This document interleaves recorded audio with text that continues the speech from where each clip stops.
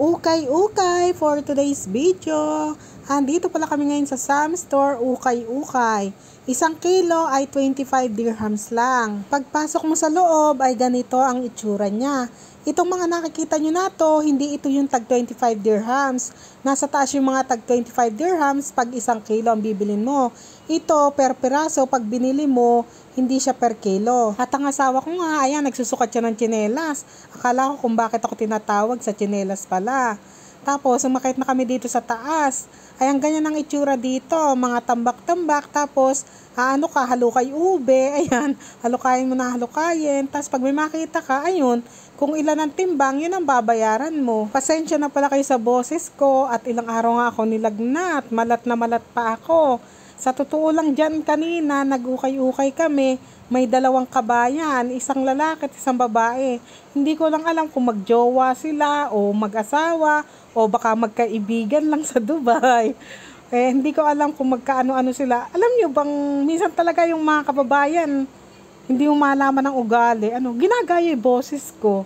Kasi si Usman naglalakad ng malakas yung tsinelas, kaya sinabihan ko, Usman, kako yung tsinelas mo. Sabi ko, akala mo kakong malaking tao. Ginagaya yung boses ko. Kasi nga, ipit yung boses ko ngayon, diba? Ginagaya nila, tumatawa silang dalawa. Hindi ko na lang pinansin, hinayaan ko na lang sila kung doon sila masaya, diba? Tapos si Mariam nga nakita ito.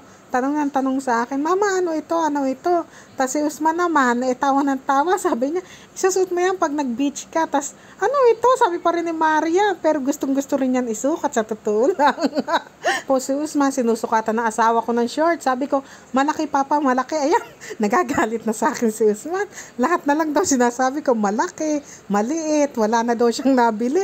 Ano kaya magagawa ko? Malalaki at maliliit. At ayan nga, nakakita ng short yung asawa ko. Sabi niya, para kay Usman. Sabi ko naman, sige, kaysa magalit na naman si Usman, diba?